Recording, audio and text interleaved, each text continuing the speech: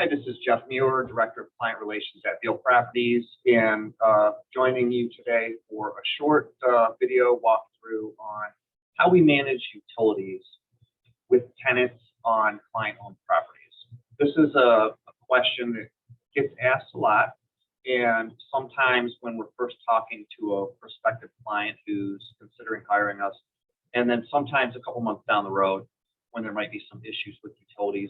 So we just wanted to spend a few minutes here going through our procedures and standard practices on this and sort of our philosophy on how we handle this. Utilities can be a little bit of a thorny issue. It's definitely something that, requires experienced management. There's always the question, should we include utilities in the rent and then deal with the consequences, or should we specify, what utilities are included in the lease and what utilities are the tenant responsible for? On properties that we own, our practice is to offer water, sewerage, and trash included in the lease, and then require that the tenant pay for, gas or electric, anything else. On the one hand, doing it the way that we do it requires some extra management, some extra time in accounting, and perhaps some extra legwork to follow up on a tenant who isn't paying, their portion specified in their lease.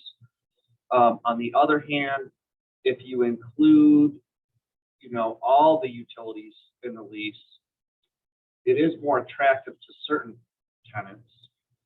However, there's two potential issues.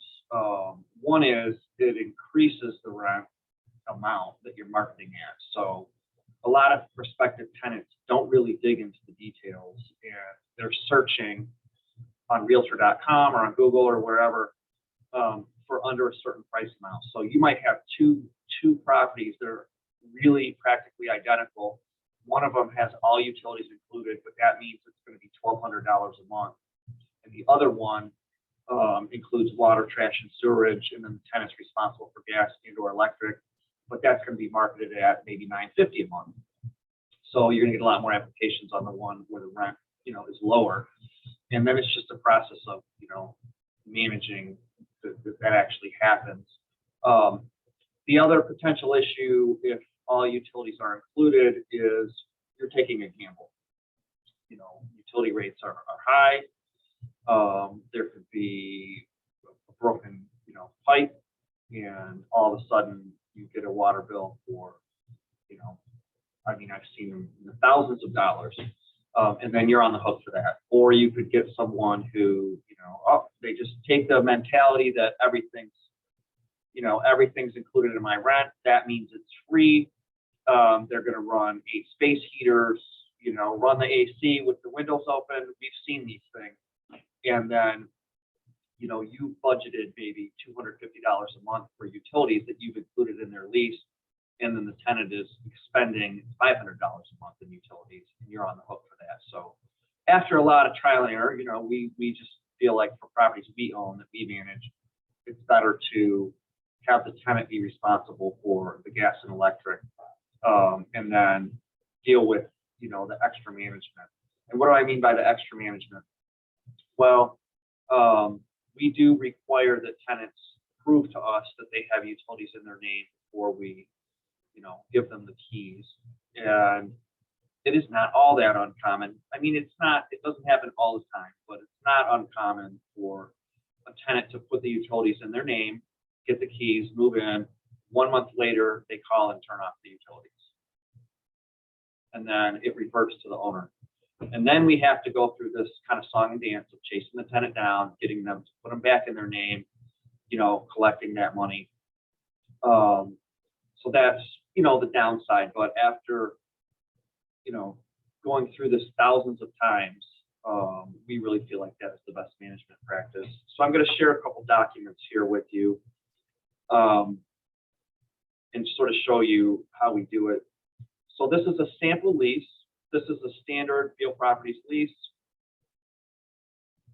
can be differences in this depending on if it's a single family home versus an apartment unit or a unit in, say, a fourplex or 12plex, something like that. But we have a clause in here on utilities. You can see it here, number 7. And it says, for the entire term, tenant shall place electric for the premises in their name, maintain uninterrupted service, timely pay bills, including electricity. And then it says the landlord shall furnish gas, water, sewage, and trash. Now, some places only have electric, some places have electric and gas. That's why this one just says electric. So that lays it out. Now, if the tenant puts the electric in their name and then 2 months down the road they cancel it, well, they violated their lease because their lease requires that they maintain uninterrupted service. Or the tenant could just stop paying the bills. And in some cases, those could get put on the owner's property taxes. So if they just stop paying their bill, that would also be a lease violation. Now, a lease violation doesn't mean we can just, evict them from the apartment. Typically, if there's a lease violation in 3 consecutive months, that is grounds for eviction, but then that opens a whole other door as far as going through the eviction process, which is months and months and costs hundreds, if not thousands of dollars. So our approach is to just have our experienced property managers who've seen this and done this, hundreds of times, deal with the tenant and educate the tenant. Once the tenant realizes, if they are trying to kind of play this game, once they realize we're onto it and it's not going to work, then they start paying their bills. So this is what's in the lease. Now, what we also do, as I mentioned, is once they sign the lease with us, they've applied, been approved, signed the lease, given us the security deposit, we require they return this utility transfer form to us with a confirmation number. So we will not give them the keys until we have this proof, that they have put the utilities in their name. A couple other mild differences and things that we get asked about utilities would be if it's a single family home, then, and that's for rent, then the tenant is responsible for the lawn care and snow removal on other types of, properties, apartment complexes, that kind of thing. Of course, we're going to provide the snow removal and lawn care. Those costs get passed along to the client, which would be you. So that's one slight difference.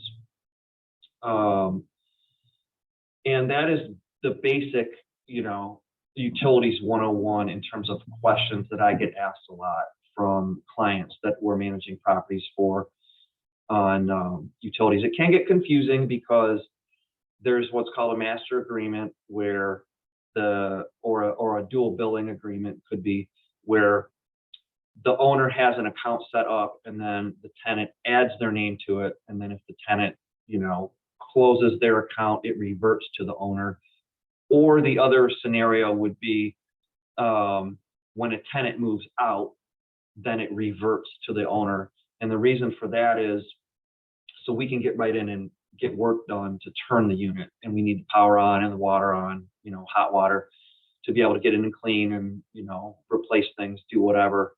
So occasionally it can get a little confusing if the owner gets a bill and they think that the tenant, should have been paying this, but we sort that all out. We've seen that, hundreds, if not thousands of times, and we're experienced in doing it. So that's just a little bit of a walkthrough on our approach to managing utilities for tenants for, third-party property management that we do. Thanks for joining us. And if you have any questions, you can contact me at jeff.muir@gobeal.com. And if you have any suggestions or ideas for other video tutorials we can do that would be helpful, we would appreciate that. Thanks and have a great day.